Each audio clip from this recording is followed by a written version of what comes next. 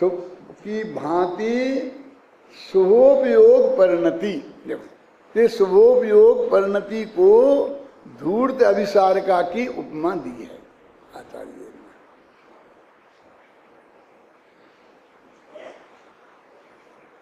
उस शुभोपयोग परिणति से अभिसार को प्राप्त होता हुआ, अब ये कौन है जिसने ये प्रतिज्ञा ली है, जिसके लिए ये कह रहे हैं कि वो जो धूर्त अभिसार का है ये उसका पति नहीं है, ये इसका वो प्रेमी है कि जिससे वो मिलने जा रही है।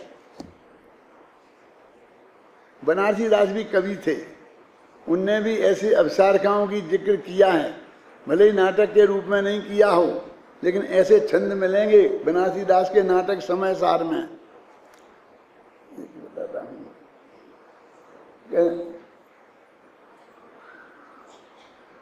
प्रेम लगो प्रेमी से यद्यपि भरतार के अंक है।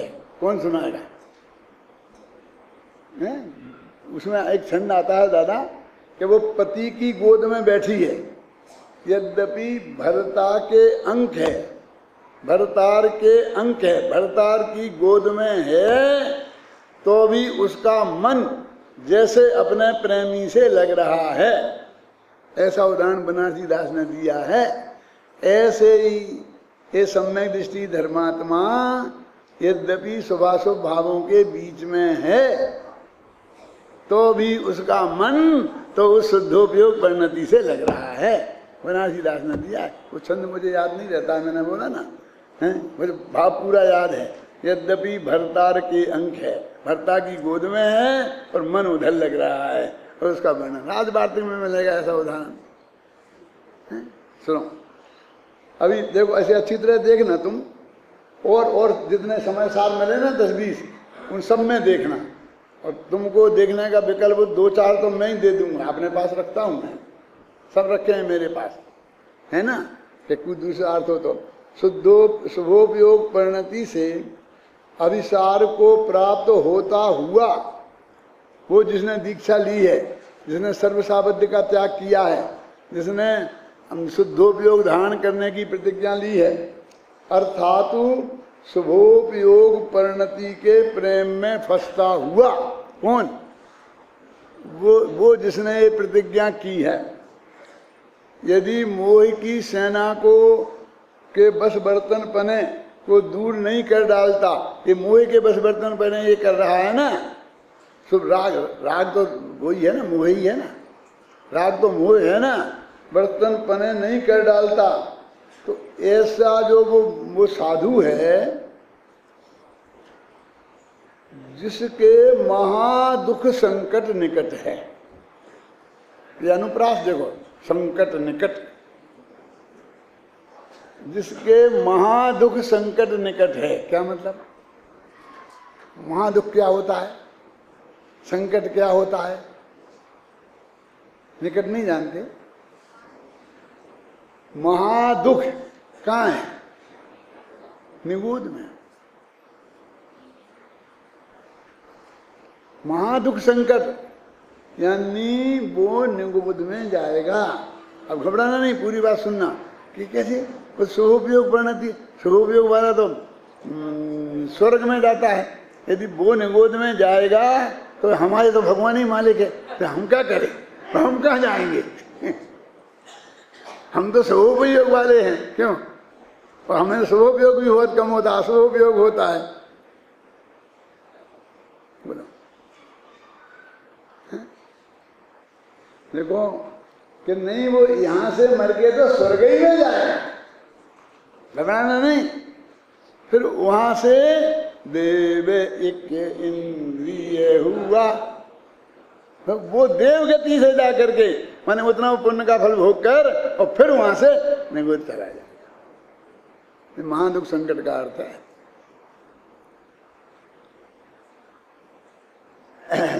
क्या महादुख संकट है निकट जिनके, ऐसा वह शुद्ध आत्मा को कैसे प्राप्त कर सकता है? अब वो आदमी जिसको शुभोपयोग में जरा भी गुंजाइश है, ख्याल में आए ना कि नहीं मैं अपने घर नहीं बुलाता हूँ किसी को, बात नहीं, वो सड़क पे खड़े होके बात कर लेता हूँ। क्यों? मैं तो ही चला जाता हूँ, कर लेता हूँ, होटल में कर लेता हूँ, नहीं कर। अरे क्या मूर्खता की बात कर रहा है। ये कहते हैं रंत मात्र भी, ये गाथा के लिए आचार्य की मनसा है कि नहीं, वो मनसा मैं स्पष्ट करूं कि नहीं, और वो कहाँ विरुद्ध है आगम की। क्योंकि और जो आगम है, श्रवणान योग का आगम है जो ये कहता है कि अंतर्गत परिणति ऐसी हो तो बाहर का आचरण ऐसा होता है, उस आचरण का वर्णन करेगा। तो वो तो देह की क्रिया को भी धर्म कहेगा, वो तो खाना नहीं खाने को भी उपवास कहेगा। लेकिन खाना पुद्गल शरीर तो बिल्कुल अलग है, आत्मा में और देह में अत्यंता भाव की वज्र की दीवार है। ये तत्व ज्ञान की बात आएगी, और वो बात आएगी तो दोनों में से कौन सत्य होगी, कि सत्य का क्या, दोनों नयों से दोनों सत्य हैं। वो उस नय की बात है, इस नय की बात है। लेकिन मोक्ष किस नय से होता है? शुद्धाश्रय, क्यों तम शुद्ध नयम बेजानी ही, कि जो शुद्ध आत्मा का शुद्ध नय का आश्रय करता है उसको कर्म का बंधन करते हैं। उसके तो कर्म के बंधन बंधने के मार्ग हैं। उसमें साथ में ये लिखा ना कि ऐसा ऐसा स्वभाव करे वो धर्म है, धर्म है, धर्म है। साथ में ये भी तो लिखा स्वर्ग में जाएगा। वो स्वर्ग चतुर्गति है, वो चारों गतियों में दुख ही दुख है। ये काय को भूल जाता है, तो वो सुख पाएगा जहाँ कहाँ लिखा। और जब दुख ही पाएगा तो फिर वो काय का धर्म है कि जिससे दुख मिले।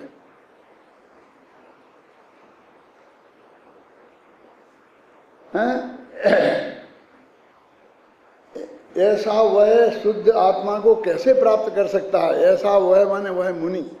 मैंने तो भैया ऊपर लगा जो जीव, अथवा में मुनिराज डाला है। क्यों कि संस्कृत में तो या ही लिखा अकेला,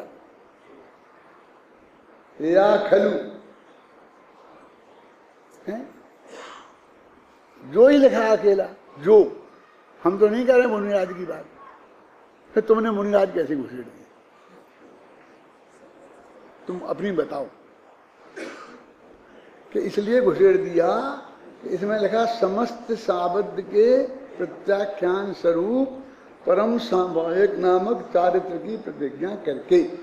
ये मुनि करते हैं, सामान्य गृहस्थ नहीं करते हैं। समझ गया प्रवीण? क्यों कर दिया हमने? लेकिन अथवा में किया, घबराओ मत। मैंने तो वो जो ही रखा है, समझ गया ना। लेकिन ये आगे ही लिखा ना कि इसने ये किया। तो आगे लिखा हो कि जो नग्न दिगंबर भेष धारण करके, तो क्या कहते? फिर जो मुनिराज नहीं लिखे, लिख सकते क्या नहीं लिख सकते? नहीं लिखने सकेंगे तो भी अंदर में तो मानना ही पड़ेगा ना।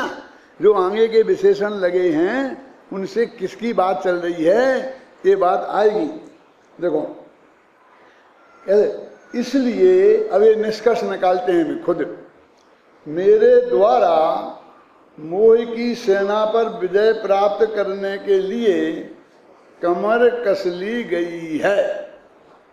ये कमर कस ली गई है, इसमें एक एक शब्द में दम है। क्योंकि बद्धा कक्षेयम, मैं कमर कसूंगा, ऐसा नहीं है। वायदा नहीं है, वायदे में फायदा नहीं है। तुम जो कहोगे मैं करूंगा, नहीं करूंगा नहीं। वो ये कह रहे हैं कि मैंने मोह की सेना को जीतने के लिए दर्शन मोह चात मोह, ये नहीं कि नीचे वाले छोटे वाले प्रत्याख्यान अप्रत्याख्यान कुछ नहीं, संपूर्ण संजुलन तक सब, पूरी मोह की सेना को जीतने के लिए मैंने कमर कस ली है। और 80वीं गाथा आएगी, उसमें दर्शन मोहिनी की सेना को जीतना कैसे। 81 में आएगी चारित्र मोहिनी की सेना को जीतना कैसे। 82 में आएगी सर्व ही अरहंत ने विधि,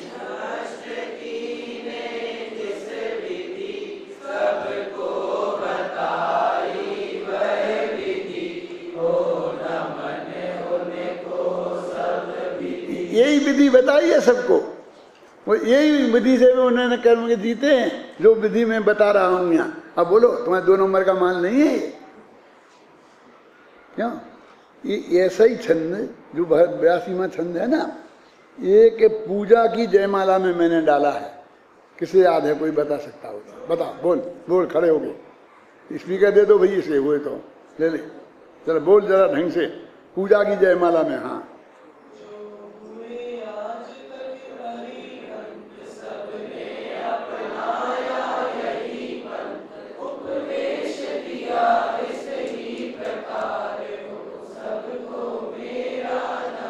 कौन सी पूजन में है? हैं? देव शास्त्र के महावीर पूजन में है ना, किसी में भी होगी। मैं तो सिर्फ पूजन का नाम तुम बता दो, तो मैं सिर्फ ये बताना चाहता हूं कि ये कितने साल पहले लिखी गई पंक्ति है और कुछ मतलब नहीं है। मैंने ये बात 2500 साल पुरानी लिखी गई है। मैं तब से मेरे ख्याल में ये बात थी। सुने ना, 80वीं गाथा पे तो बहुत नीचते हैं अवय जी, 82वीं गाथा को कोई याद नहीं करता है। मैंने इस पूजा की जयमाल में 82वीं गाथा का भाव डाला। जो हुए आज तक अरिहंत, उपदेश दिया इस ही प्रकार, हो सबको मेरा नमस्कार। संसार परमागम, उसका ज्ञान तत्व प्रज्ञापन अधिकार चल रहा है, उसमें शुभ परिणाम अधिकार चल रहा है। इसमें कल 79वीं गाथा चली थी, बहुत ही मार्मिक गाथा है, जो 80वीं गाथा की भूमिका के रूप में आई थी। उसकी अंतिम पंक्ति ये थी कि यदि मोह का नाश नहीं करे, सारा पापारंभ त्याग दे, सब त्याग पापारंभ, स्वभाव में उद्यत रहे, पर नहीं छोड़े मोह तो शुद्धात्मा को नाल है। गाथा में तो इतना कड़क प्रयोग नहीं था। गाथा ने तो इतना ही कहा था कि यदि वो मोह को नहीं छोड़ेगा तो शुद्धात्मा को प्राप्त नहीं करेगा।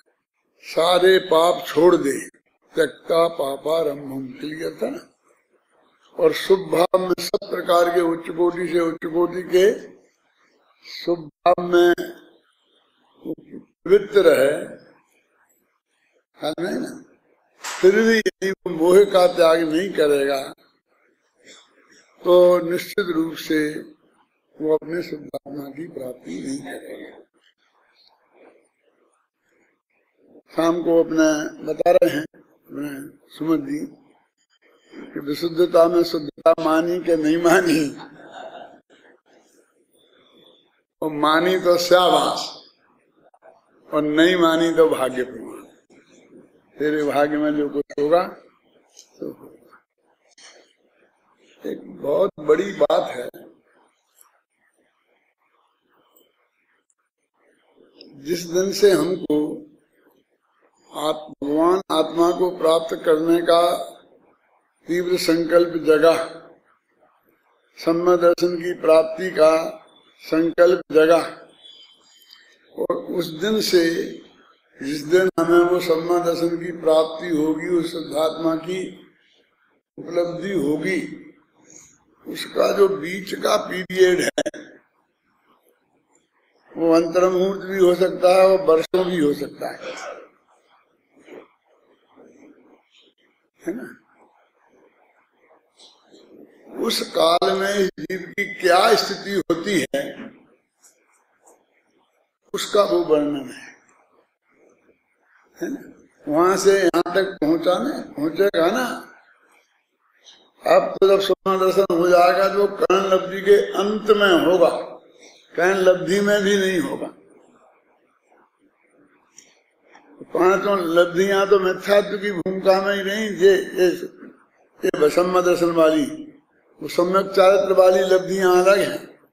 बहुत लोगों को ये अंदर ही समझ में नहीं आता कि एक वो गुणस्थानों के नाम भी अपूर्वकरण अनुवृत्तिकरण हैं, और यहाँ भी ये अनुवृत्तिकरण अपूर्वकरण आ गए, अधा प्रवृत्तिकरण आ गए। ये क्या है? तो वे चारित्र मोह को नाश करने के हैं करण, और ये दर्शन मोह को नाश करने के करण है। ख्याल में है ना? दो बिल्कुल अलग अलग हैं, और दोनों ही मोह हमें नाश करना है ना। तो अभी तो इसी मोह को नाश करने की बात है। कौन से? दर्शन मोह को नाश करने की बात है। इसलिए वो सारी पांचों लब्धियां मिथ्यात्व की भूमिका में हुई, और वो मिथ्यात्व भी कोई साधारण नहीं था, घबराना नहीं। लिखा है छह समलब्धि किसे कहते हैं? मेरी परिभाषा तो अलग है, मैं अपने विस्तार से बताता हूँ जब मेरा प्रकरण आता है, लेकिन मैं अपने साथियों की परिभाषा के हिसाब से कहता हूँ कि जब मिथ्यात्व कर्म का अंतः कोड़ा कोड़ी प्रमाण स्थिति रह जाए, क्यों? तब छह समलब्धि का संपर्क आए, उससे पहले तो हो ही नहीं सकती। अंता कोड़ा कोड़ी स्थिति उसकी रहनी चाहिए। क्या हुआ कि 70 कोड़ा कोड़ी में से 69 कोड़ा कोड़ी गई। कोड़ा कोड़ी क्या सागर बरस नहीं, दिन नहीं, समय नहीं, सबका ध्यान इतनी गई, 69 गई। मैं कहता हूं भैया अभी एक कोड़ा कोड़ी सागर से थोड़ी कम तो रही है। अंता कोड़ा कोड़ी आए ना, तो अंतर माने उसके भीतर आ, ये बहुत कम नहीं, बहुत होते हैं कोड़ा कोड़ी सागर है। जब आएगी, अरे जब हमारी सबकी आ गई तो छोड़ो, हमारे अंता कोड़ा कोड़ी प्रमाण से ज्यादा हमारी मोह दर्शन मोह की स्थिति है होती तो हम आत्मा की बातें ही कर पाते। ये न वार्ता ही श्रुता वाले न तत्प्रति प्रीति चित्ते न ये न वार्ता ही श्रुता निश्चितम सा भवे भव्यो भावी निर्माण भाजनम। इसलिए वो अंता कोड़ा कोड़ी की बात इतनी स्थिति रह जाएगी। अब मैं उल्टी कहता हूं कि अंता कोड़ा कोड़ी तक रहने वाला मिथ्यात्व मौजूद है, और उस वक्त हमको उस मिथ्यात्व के नाश के पुरुषार्थ का काम आरंभ करना है, समझना है। क्यों? वो जब हमारी कर्ण लब्धि पूरी हो जाएगी, जब संबंधन हो जाएगा, तब हम शुरू करेंगे। अरे शुरू तो तब ही होगा, लेकिन तुझे तब करना है कि अब करना है? यहां से वहां तक कैसे पहुंचेगा? इसलिए मैं पहले इस पर ऐसा व्याख्यान दिया करता था कि एक होता है मोक्ष का मार्ग और एक होता है मार्ग का मार्ग। हमारी समस्या मोक्ष मार्ग की नहीं है, हमारी समस्या तो मार्ग की है। क्यों? कि साहब यहां से बंबई जाना हो मोरानी जी, तो कोई रास्ता हो तो बताओ। अरे क्या है, प्लेन में बैठो, 1.5 घंटा में बंबई, कितना सीधा सच्चा रास्ता है। कहते प्लेन पर फिर क्या करें? सो जाना, फिर कुछ नहीं करना है। फिर जो कुछ करेगा वो प्लेन करे, वो चलने का काम फिर तुम्हें नहीं करना है। लेकिन हमारी समस्या ये है कि हम जहां बैठे हैं वहां से प्लेन में कैसे बैठे। इतना आसान नहीं है। इतना पैसा कहाँ से लाएं, जितना उसके टिकट के लगते हैं, यहाँ से जाए। हम इंटीरियर में बैठे हैं तो यहाँ से चल के बस से बड़े शहर में जाए, शहर से फिर और चले, फिर 3 बदलू करके फिर एयरपोर्ट पहुंचे। क्यों? वो एयरपोर्ट में पहुंच जाएं तो ऐसे ही बैठ जाएंगे जैसे हम जाके बस में बैठ जाते हैं। वहाँ कितने नेक होते हैं तुम्हें मालूम नहीं है। हम लाखों किलोमीटर प्लेन में घूम चुके हैं, लेकिन हमें अभी कुछ समझ में नहीं आता ज्यादा चक्करबाजी। फिर हमारे तो साथी लोग होते हैं तो बोल ले जाते हैं, तो वहां चले जाते हैं, उंगली पकड़ के चले जाते हैं, बैठ जाते हैं। नए नए नियम बनते रहते हैं, नई नई दिक्कतें खड़ी होती रहती हैं। इधर हम एयरपोर्ट में घुसते ही महामूर्ख दिखते हैं, थोड़ी बहुत समझदार दिखती हैं तो हमारी पत्नी दिखती है, सब कुछ वही करती हैं, वही करती हैं सब। मैं कुछ नहीं करता, सामान भी वही ढोती हैं, टिकट भी लें, जाके बोर्डिंग कार्ड लें, सामान तुलवाएं, जो भी करना हो। अपन तो जाकर के वो व्हील चेयर पर बैठ जाते हैं और फिर आराम से वो व्हील चेयर वाला वो प्लेन की कुर्सी पे बैठा के आया। तो अपना समस्या वो है, उसकी चर्चा वो कर रहे हैं कि अभी वो उससे वहां तक शुद्ध भाव तो है नहीं। टोडरमल जी के गवर्नमेंट साल में भी ऐसा प्रश्न खड़ा हुआ है और उसमें ये लिखा है कि जो करण लब्धि में जो परिणाम हैं वो तो बहुत ही अच्छे होते होंगे ना मोटानी जी, वे शुभ भाव हैं क्या? शुद्ध भाव है। शुद्धोपयोग तो शुरू ही नहीं होता, वो तो जब खत्म हो जाएगा तब होगा। अब जो भी हैं वो शुभ भाव नहीं, उसी में से हैं, और उसी के लिए वो कह रहे बनारसी दास जी कि वो अशुद्ध भाव, शुभ भाव माने अशुद्ध भाव हैं, तो उसमें तूने शुद्धता का अंश माना कि नहीं माना? नहीं मानते हैं तो एक दिक्कत है। कौन सी? कि वो जो मिथ्यात्व कर्म का क्षयोपम उपशम जो कुछ भी हुआ अनंतानबंदी का मिथ्यात्व कर्म का, वो कैसे हुआ?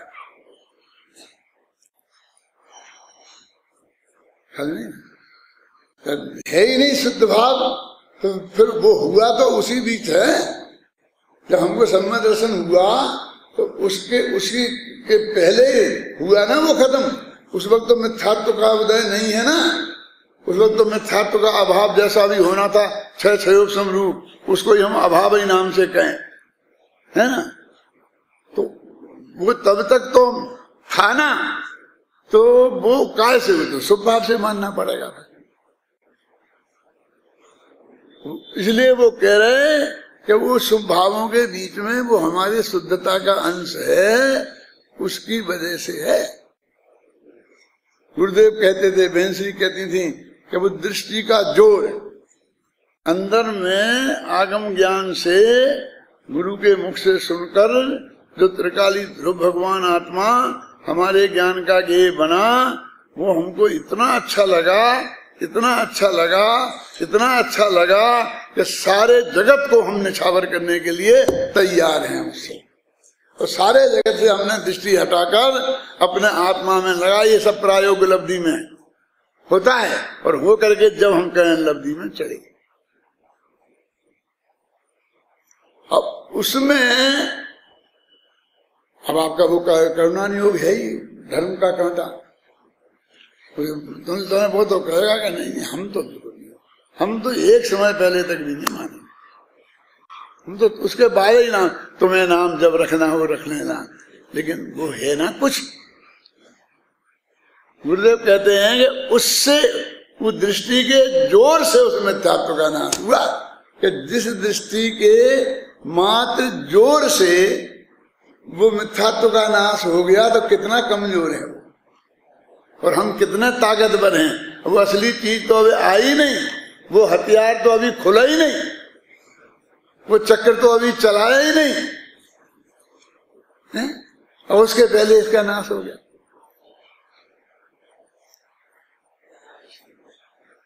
अब अपनी बात क्या चलती है, वो कहते हैं वो मोह का नाश नहीं हुआ। तो यदि वो दर्शन मोह के नाश नहीं हुआ कह रहे, और यहाँ कह रहे शुभ चारित्र में उद्यत रहे, तो ये तो बहुत सरल भाषा है। पढ़ना भैया इस छंद को, कितना कौन सा 79, लेकिन सुनना ध्यान से सब।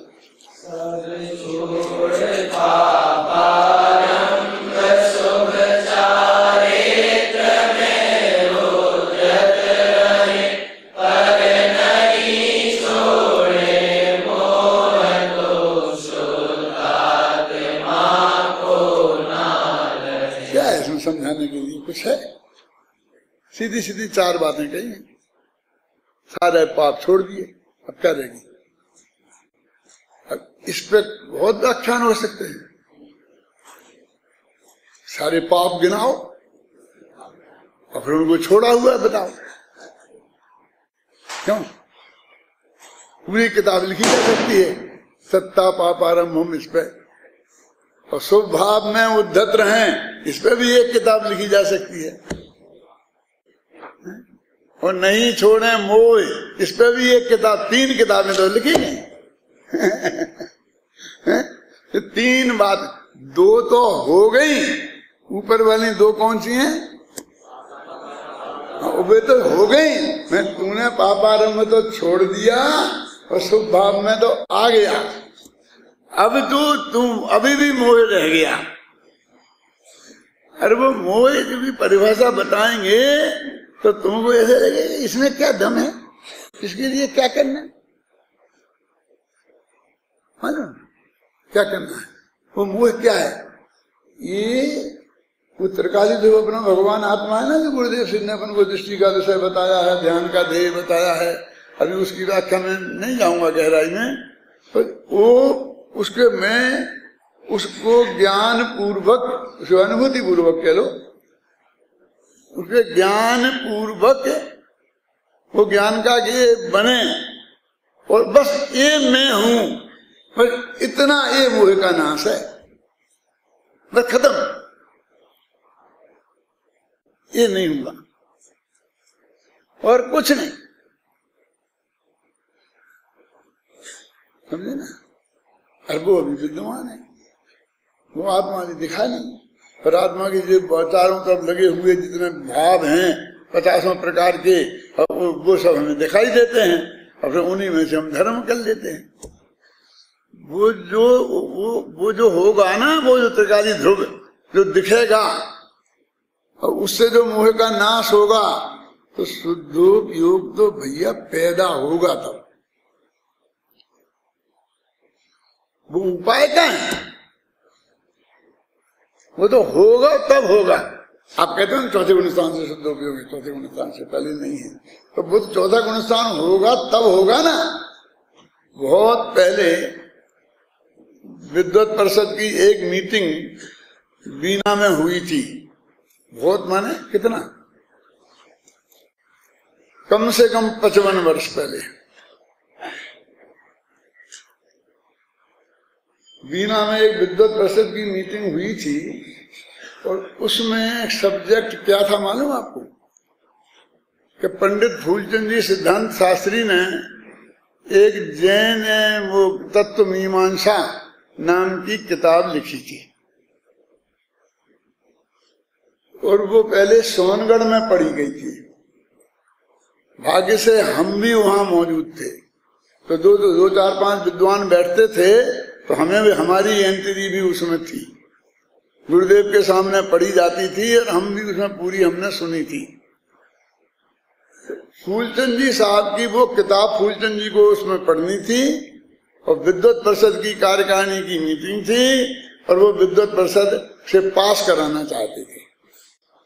गुरुदेव से भी पास करा ली, और अब विद्वत परिषद से भी पास करा लें, और फिर छापें, तो 90% झगड़ा में पड़ गया।